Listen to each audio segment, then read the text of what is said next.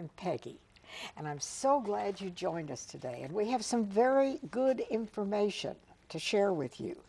And this show, today, we're talking about violence against women. And we've been in all the headlines, as you know. The state of South Carolina has been singled out as tops in the nation for violence and killing of women. And we have somebody here who's just a lovely person to share with us. And Julie Meredith is here on behalf of a Safe Harbor. And she is a director of volunteers and communications and a very busy lady. But Julie, one of the things that you do is an outreach to educate people. And this is for women. If you're a young girl out there and you're dating, there are red flags that go up that tell you, wait a minute, this may not be what you think. And men also need to learn some things. So you've covered the whole picture here. And where do we begin with this, Julie? Well, it's hard to know where is the best place to begin. At Safe Harbor, for so many years, we've done some education, especially with young people and teenagers, about dating violence and the warning signs. And now we're realizing that we want to do even more than just helping young people to understand what to avoid. We also need to help them understand what are the positive things to look for. So we have a teen dating violence awareness program called REP. It stands for the Relationship Education Project. And one thing that we do during that curriculum with students, not only high school students, but even middle school students now we're reaching, is that we try to talk to them not just about what are the warning signs of abuse and how to deal with that, but also what are the characteristics of a healthy relationship, respect and healthy communication and positive partnerships and that sort of thing. And how can students from a young age understand what are the positive characteristics they should be looking for that can help them in their journey? So we're hoping to be able to have that full spectrum of prevention by teaching students not just what we want to prevent, but also what we want to promote, which is healthy relationships. Well, small children who witness violence in their home, they grow up to think this is the way to behave. This is the way to handle a problem. Unfortunately, domestic violence is often an intergenerational cycle, so it is that much more likely if someone grows up in a violent home that they may find themselves in a violent relationship as a teenager and or as an adult. So it's helpful, especially as we're reaching students and as we're talking to them about relationships, to know in the back of our minds that a lot of them may have never seen what a healthy relationship looks like. They may have grown up in that situation where there's been abuse and witnessing the emotional and the verbal and the physical abuse from mom to dad or from dad to mom or from a step parent to another parent. And that's very unfortunate and hard to unlearn, but I do think that children are resilient and have the ability to overcome those challenges from childhood to be able to live a healthy lifestyle. Okay, now Julie brought this and I want to show it to you. And it's Safe Harbor, a safe place to start a new life. Now, you may say, well, these will be posted in a lot of different areas. Yeah, we use these posters as helpful tools in various businesses, sometimes doctors' offices, sometimes churches. And it's a simple way to help people to know that Safe Harbor exists. Okay. Maybe it's in a restroom and somebody sees that poster and they need our crisis line number. And this, each one of these, I'll show you. Yeah, they can just easily tear it off. Tear that off, and it has the phone number. Yeah, so this is something that if you see this, that's what we wanted people to know. You will be able to tear off the number. Yeah, absolutely. And if you need help or you know someone who needs help. Why do people stay in relationships that are so harmful? And or else they've been in a relationship and they go back. Is it all because of finances? I mean, I know that plays into it, but... Well, it certainly can. I think when we're talking about domestic violence, it's really helpful to remember that domestic violence doesn't happen overnight. If you went out on a first date with someone and they abused you the first time you went out, you probably wouldn't call them up for a second date or accept a second date.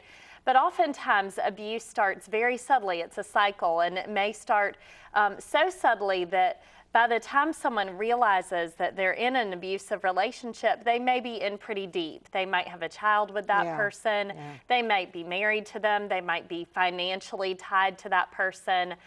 There might have been threats made. And, you know, we know that they're afraid to leave. Right. They may be afraid because a lot of times leaving a violent relationship is the most dangerous time for that victim of domestic abuse. So they do need to have a safe plan, and also to realize that, and we need as community members and people who might be supporting someone who's in an abusive relationship, need to realize that it is a very difficult process. And it's not just as simple as walking out the door. It's one thing if a stranger hurts you or harms you or assaults you. It's another thing if that person is the father of your children or someone who you depend on for that paycheck every month for your children's food and a place to live and everything else. That was my next question. What does a woman do if she's in a place that she can no longer tolerate it, and it could be almost life-threatening? Right. That's when Safe Harbor and other organizations like Safe Harbor step in. Right, What do you absolutely. We're a nonprofit organization, and we serve Greenville, Anderson, Pickens, and Oconee counties. And what we do is we want to be that safe place for victims and their children to be able to start a new life. We have emergency shelters for those who are in danger due to domestic violence, safe places to stay, but also safe places to start working on goals, such as how am I going to afford to live? Where could I live for the long term? Do I need to find a job? Do I need to find a new child care situation for my kids? Do I need to work on some legal matters? Whatever those goals may be, we try to help our clients through that process.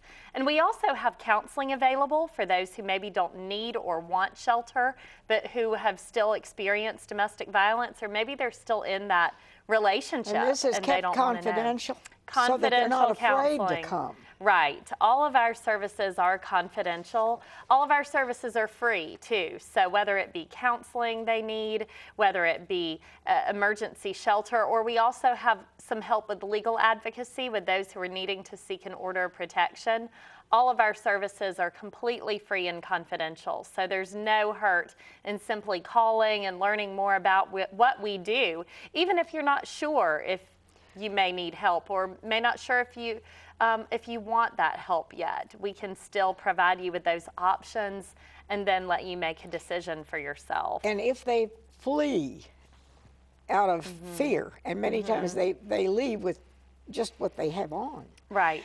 Do you have a place that they can also have their children? Yes, our shelters are for victims of domestic violence and for their children, and we can accept children ages 17 and younger. So, you know, even teenage boys, you know, oftentimes a mom won't want to leave because she's afraid that her teenage son won't be able to go with her to a shelter, to a place to stay. And luckily our shelters are set up so that we can accommodate for victims and their children of all ages, as long as they're 17 and younger, you know, certainly considered a minor by the eyes of the state, then we can offer shelter and hope to them as well.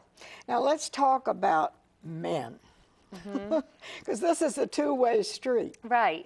And a lot of these men act out violence against women because that's what they witnessed. And sometimes, absolutely.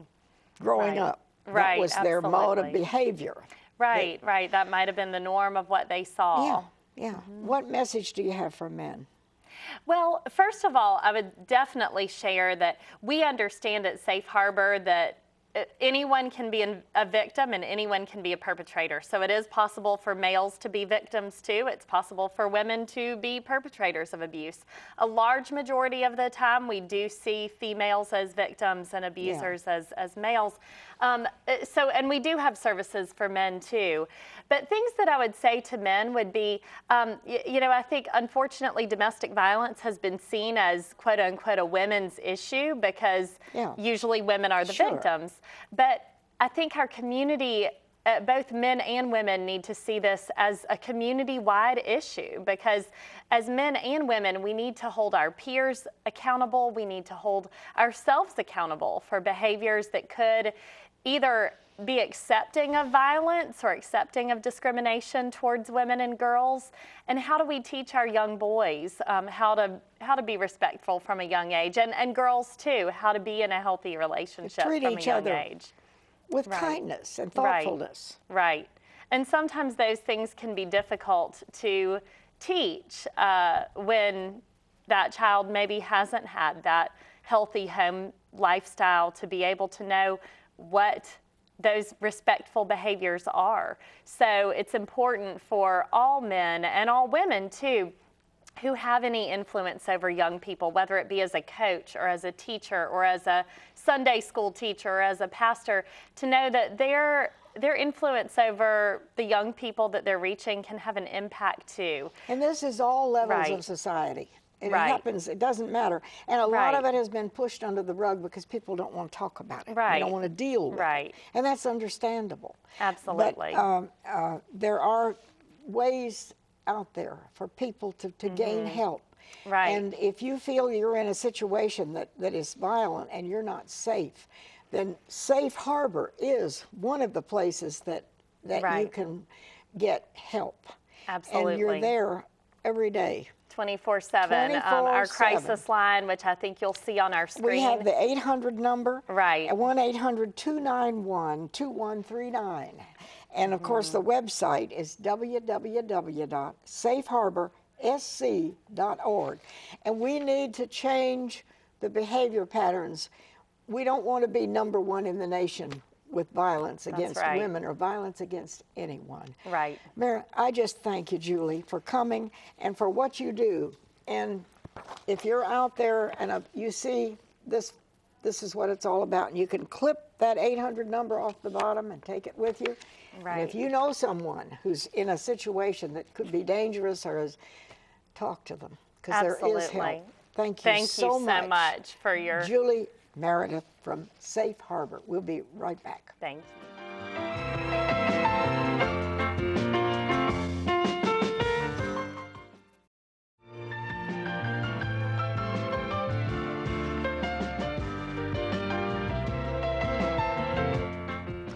Welcome back. And I am very proud to have our Mayor Pro Tem of Greenville sitting here with me, David Sudduth. And David Sudduth is a graduate of Clemson University with a master's in business. And I could take all our time talking about his accomplishments. But I've asked him if he would give us some of his time to talk about our distracted driving laws, and in particular about texting and driving. And this, if anybody has teenagers at home, you need to talk to them, right? Correct. Where do we stand with this? Well, we're in the process now of looking at an ordinance which would address, at the very least, texting while driving. And the more we look at it, the more we feel like we need to look at the broader picture and looking at distracted driving. Well, it's like you might as well be drinking and driving as to be texting and driving, because you're distracted. There's no way. And the traffic, I mean, we've had some terrible, terrible accidents lately, and maybe this would help. We think so, and I don't think anyone's yet been able to accomplish doing two things at one time. And the other thing that we found too is it's not just an issue, I think, with younger people. I think older people, We're all middle-aged guilty folks of being are making the distracted. same Of mistakes. course we are, and even talking on the phone in the car. But this is many states. I think North Carolina, you cannot text and drive in North Carolina. Correct. Georgia has a similar state Yeah. law. And so we have nothing. Well, 47 states in the country have some sort of ban on texting while driving, some sort of limitation on what you can do behind the wheel. Only South Carolina, Arizona, and Montana don't have a a state law that addresses. So what are you, you stepped out, and I admire you for this. You've taken a stand that we need this. And I know some places, I think Clemson, you can't, Clemson Right. passed that law. Clemson passed their law back in yeah. 2010. So where do we stand with this, and what needs to be done? Are Well- you a council? Correct. I'm a member of City Council. All right. We have 7 members, including the mayor. We began the process of looking at this about 4 months ago, and we put together an internal team, 2 council members, Susan Reynolds and myself, and then our legal team, and also the police chief and another member of her command staff. And we put together a team to do our homework and look at what might be best practices throughout the country, look at other ordinances that have already been passed, both at the county and the city level throughout the state, and try to come up with what our options might be. Really concentrating on 2 things. We want to look at what's legal, and we want to look at what's enforceable. And so we've completed that work. We've had 1 council work session, which was a public session. And at the end of that work session, this internal group was given the charge, come back and put together an ordinance and make a recommendation to council as to where we go with this. And so I think we're about a week to 10 days from having an ordinance in place that we could present to council. We would then have a public hearing, so the public would have their opportunity to say how much they like or dislike, and then we can tweak the ordinance at that point and then have 2 readings of council before it would become law. Now, what do you need from the general public? What can we, as just ordinary people, do to help make our roads safer? Well, you can certainly, while we're going through this process, you can certainly give us your input. We really would like the public's input. But you want to hear from people. Absolutely, absolutely, because Okay. at the end of the day, a sense of urgency is important to get something passed, but the most important thing is to get it right. So you want, contact your city council. Correct. Contact your city council member. You can call the mayor's certainly, office. You can call the mayor's office. You can certainly send an email to me. All right, and we have that dsudduth@greenvillesc.gov. I hope we have it to put it up there. And you do need people's support. We do, absolutely, because the one thing that I mentioned earlier that we really began to focus in on is the distracting driving element of this. A lot of communities, when they pass an ordinance, they talk about texting while driving. Yes, Quite yes. frankly, you almost have to define what texting while driving means. Does that include email? Does that include surfing the web? What about dialing your phone? The bottom line is you're taking your eyes off the road with every keystroke on your phone. And so we may actually come back with something that is more strict than just texting while driving. Okay, so what would be, in your opinion, the ultimate thing for safety? I mean, nobody's trying to take a right away from somebody. You're just trying to say, if you want to do this when you're not in the traffic. Well, from a public safety standpoint, I don't see something like this any different than a requirement to wear your seatbelts. That's right. And so we want to make sure we do it right. And what we may end up coming back with is something closer to an outright ban on handheld devices. That's a possibility. 12 states in the country have an absolute ban on handheld devices Which means you statewide. can't talk on your cell phone. Correct. Or use, or text while you're driving. You have Right, to it pull would- over. In order to use your handheld device, you would have to actually pull over out of the road. Now, it would still allow you to use devices that aren't handheld, such as a GPS, or if Yeah. you wanted to use your speakerphone or Bluetooth, you could use your phone, you just couldn't be holding your phone. Yeah. So because you need both hands on the wheel and your eyes on the road That's correct. at all times. That would be the ultimate that you would like to see. That would be my preference, but we have 6 other members of council, and they certainly need their ability to provide input and get comfortable. But that's where we like the feedback from the community to know what everyone else thinks. But you would be glad if somebody just wants to put an end to texting while driving. Well, certainly, if that's the texting least while thing we can driving get. is a component, absolutely. But I came right out at one point and asked the chief, in terms of enforcement, what would you prefer? And the chief said, I would actually prefer. The chief of police. The chief of police, Terry Wolfong. She said, I actually would prefer a ban on handheld devices. It's much easier for the police to enforce that than it is for an officer to try to determine, oh, yeah, are they texting? Are they surfing the web? Are they emailing? It gets really difficult.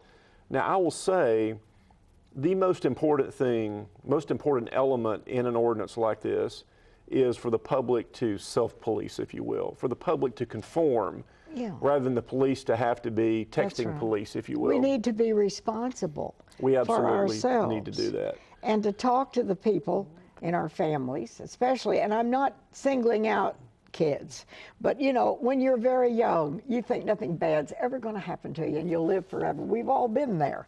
Correct. And they don't think how deep this can be. Absolutely. How harmful this can be. And it's important for folks who've been driving for a while, or people who are seasoned adults, to set the right example for their children or their grandchildren.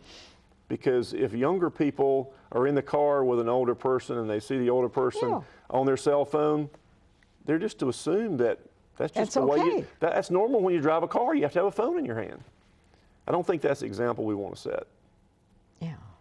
So now you do want people, will there be a public hearing of some sort? There will be a public hearing. Actually, ironically, when we pass an ordinance, that's not technically considered a public hearing, but there's opportunity for public input. So in order to pass an ordinance in the city limits of Greenville, it requires 2 readings, which are essentially 2 opportunities for the public to provide input. Before we have the 2 readings, we're actually going to have a public hearing. Okay. We did something similar when we passed the smoking ban in the city limits of Greenville as well. We provided an opportunity for a public hearing and then 2 readings. They could come and express themselves. Absolutely. Where would this be? It'd be at City Hall on the 10th floor. Okay, and do you have a date set for that? We don't have a date yet. All right. We're waiting to get, we're waiting for our internal group to get an ordinance crafted, and then we'll share that with the city council members, provide input, and then we'll schedule a public hearing. Well, Mr. Seth, you must feel deeply about this because you've taken a real stand, and I respect you for that. And you feel that this would save lives. I do. I do. There's various studies that have been done throughout the country. The Virginia Tech has done a recent study, and they determined that texting while driving, you stand a 20% greater chance of being involved in a traffic accident texting while driving than if you're not. It just seems fairly common sense. And a lot of it, I think a lot of it is a function of our day and age. I know. We just feel like we're going to miss something. We feel like we've got to be connected all the time. Frankly, I think people should just take the opportunity, you know, put your cell phone away, put it in your back pocket or whatever, and enjoy the ride, enjoy the drive, and not feel like you have to be texting or communicating all the time. Give yourself a break. We need to just lean back and relax a little bit more. Chill out a little bit. To close out on a note, I want to ask you, what does Mayor Pro Tem mean? What do you do? I know you cut ribbons and you know, but what actually do you do? Officially, the Mayor Pro Tem role actually fills in when the mayor is unavailable, primarily to run the meetings. So if the mayor's out of town or the mayor's unavailable, the Mayor Pro Tem would preside at the official meeting. If by chance both the mayor and the Mayor Pro Tem are unavailable, Lillian Brock Fleming, who is actually our Vice Mayor Pro Tem, would officiate. Okay. And the Mayor Pro Tem role and the Vice Mayor Pro Tem are actually titles that are decided by the council as a whole. Well, Every 2 years. Are you elected? I'm a District 4 representative on City Council, but my colleagues on council actually selected me to be Mayor Pro Tem and then Lillian to be Vice Mayor Pro Tem for a 2-year period. And then after this fall's election, we'll vote again. So because a lot of people have said, well, what does a mayor pro tem? I said, well, I guess it's kind of like being vice president, but we don't want you to be in charge of vice. But you get us some safe driving laws passed. We're doing our best. And we work very, very diligently with MAD and trying to make our South Carolina highways safe for everybody. Thank you. Thank You're you welcome, for coming Peggy. so much. You're Wherever you are, drive safely. We'll see you next time.